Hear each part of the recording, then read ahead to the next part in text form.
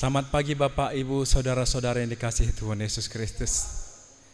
Kita bertemu kembali untuk memulai aktivitas kita di dalam persekutuan ibadah kita pagi ini, Kamis 17 Juni 2021. Sebelum kita memasuki ibadah kita, marilah kita bersaat teduh untuk sejenak.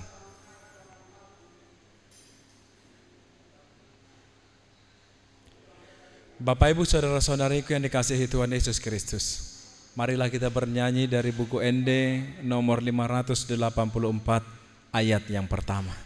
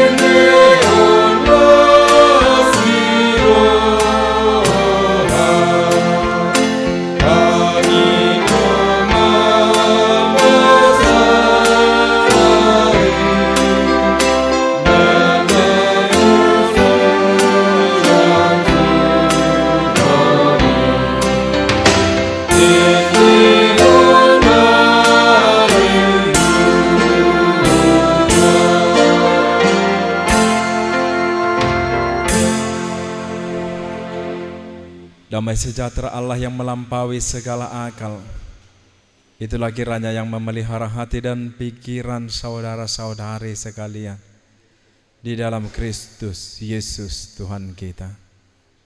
Amin. Bapak, Ibu, Saudara-saudariku yang dikasihi Tuhan Yesus Kristus, nas renungan kita untuk pagi hari ini terambil dari kitab Amsal pasal 14 ayat yang ke-34. Amsal pasal 14 ayat yang ke-34. Demikian firman Tuhan. Kebenaran meninggikan derajat bangsa, tetapi dosa adalah noda bangsa. Kebenaran meninggikan derajat bangsa, tetapi dosa adalah noda bangsa. Bapak, Ibu, Saudara-saudariku, kita semua dapat merasakan bahwa Tuhan telah memberkati bangsa kita dengan kombinasi yang luar biasa dari kepemimpinan yang baik, dari orang-orangnya, sumber daya, bakat dan pengetahuan yang telah bekerja dengan sangat baik untuk menjadikan bangsa kita seperti yang sekarang ini. Tanpa semua berkah yang dianugerahkan olehnya, bangsa kita mungkin tidak akan pernah berkembang melampaui apa yang kita miliki awalnya. Saudara-saudariku, oleh karena itu sudah sewajarnya kita mengakui di hadapan Tuhan dan mengagungkan segala puji dan syukur kepadanya atas apa yang kita miliki saat ini sebagai suatu bangsa. Dan sudah sepatutnya kita terus mencari berkat-Nya atas tanah kita dan berdoa agar Tuhan terus memberi kita kepemimpinan yang baik dalam pemerintahan kita dan membimbing para pemimpin kita dalam membuat kebijakan-kebijakan yang akan berdampak penting bagi masa depan bangsa kita. Betapa melegakan mengetahui bahwa Tuhanlah yang telah mengatur dan menata semua urusan bangsa kita. Dia telah memimpin, mengarahkan setiap peristiwa dalam sejarah bangsa kita sampai kepada negara merdeka yang berdaulat pada tahun 1945. Saudara-saudariku, hal yang disampaikan bagi kita pertama sekali adalah Allah adalah penguasa tertinggi dari semua bangsa. Dan Tuhan tidak hanya di pucuk pimpinan bangsa kita, Dia juga penguasa tertinggi semua bangsa. Setiap raja dan penguasa di dunia, bahkan yang terbesar di antara semua penguasa, harus tunduk kepadanya. Roma 13 ayat 1. memberitahu kita dengan jelas bahwa tidak ada kekuatan selain dari Allah dan kuasa yang ditetapkan oleh Allah. Ini berarti bahwa setiap pemerintah, rezim dan kerajaan yang memiliki kekuasaan hanya dapat berkuasa karena Tuhan memberikannya hak untuk menjalankan kekuasaan di dunia ini dalam waktu yang terbatas. Bapak, Ibu, saudara-saudariku, tidak ada yang tetap bisa berkuasa lebih lama dari yang diizinkan oleh Tuhan. Ketika Tuhan ingin mengubahnya, Dia akan menggantikannya dengan yang lain melalui berbagai cara. Hasil dari setiap perang, revolusi, dan kudeta militer ditentukan oleh tangannya. Hasil pemilihan umum atau pemilihan presiden atau pimpinan setiap bangsa juga ditentukan olehnya. Yang kedua yang Dia sampaikan bagi kita, Tuhan adalah hakim tertinggi dari semua bangsa. Bapak, Ibu, saudara-saudariku, Tuhan memperhatikan dosa-dosa setiap bangsa yang pernah ada dalam sejarah. Mereka adalah celaan bagi bangsa, dan dosa telah menjadi penyebab kejatuhan setiap bangsa. Ketika setiap bangsa tumbuh dan berkembang secara materi, secara bertahap, akan merosot secara spiritual. Ada kepuasan diri, ada kesombongan, penyuapan dan korupsi, dan kemakmuran yang membawa materialistis, yang membawa kemalasan dan tendensi di tengah-tengah bangsa itu.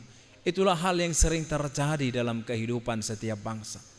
Bapak, Ibu, saudara-saudariku, Tuhan adalah hakim tertinggi di seluruh bumi yang melihat semua hal yang terjadi dan memutuskan ketika dosa suatu bangsa telah mencapai tingkat celaan yang membuatnya matang untuk penghakiman. Beberapa ilustrasi tentang hal ini dapat kita lihat di dalam penghakiman yang menimpa kota Sodom dan Gomora. Penghakiman atas Amori yang menduduki tanah perjanjian. Begitu juga dengan kota Niniwe pada saat itu. Saudara-saudariku yang dikasihi Tuhan Yesus Kristus, ketika saudara mendengar tentang penghakiman seperti yang terjadi pada negara-negara besar di masa yang lalu, apakah Anda bertanya-tanya, apakah itu akan terjadi pada bangsa kita suatu hari nanti? Jika Tuhan menghakimi bangsa kita hari ini, akankah Dia menemukan kita kurang di dalam kebenaran? Dan karena itu matang di dalam penghakiman secara nasional.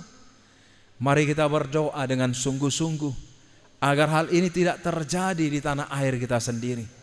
Mari kita perhatikan pesan dari Tuhan sebagaimana yang dikatakan di dalam Amsal 14 ayat 34 ini.